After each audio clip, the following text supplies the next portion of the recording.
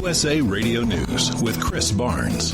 Barry continues to weaken, but the storm, now a tropical depression, is still posing a danger to Mississippi and Louisiana. Parts of those states could, over the next day, get as much as 6 to 8 more inches of rain. President Trump doubling down on telling some Democratic Congresswomen to go back to their countries.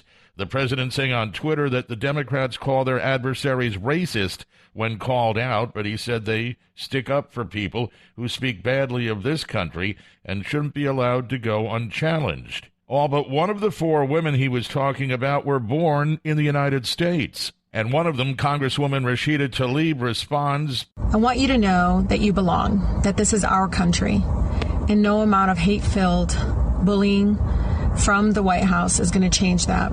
USA Radio News.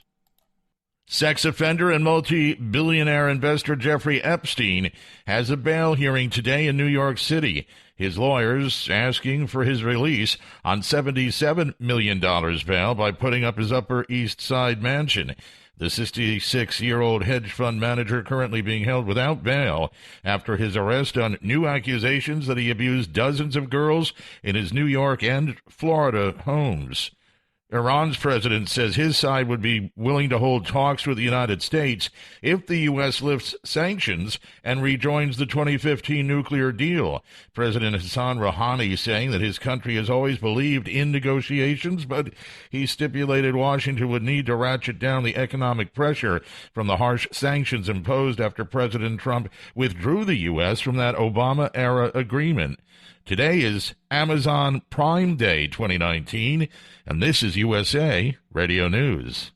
The Air Force is warning people not to try to storm Area 51. Hundreds of thousands of people have signed up for a Facebook group that proposes everyone rush the top-secret military base in the Nevada desert this September in an effort to unlock its alien secrets. Well, the Air Force is taking it seriously, saying, do not try to do it, and that the base will protect its assets. The only U.S. president to have hailed from the state of Michigan, fondly remembered in his hometown over the weekend, several dozen attending a wreath-laying ceremony on Sunday on what would have been Gerald Ford's 106th birthday. Among those on hand, U.S. Navy Lieutenant Nicholas Spillane of West Michigan. He serves on the USS Gerald Ford. It adds more of a personal aspect to his career. He's not just a historical figure.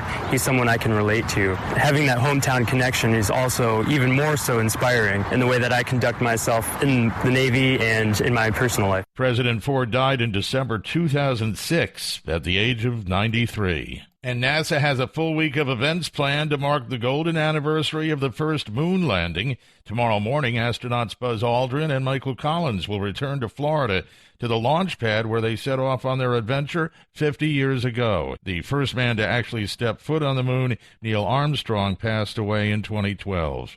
And for USA Radio News, I'm Chris Barnes.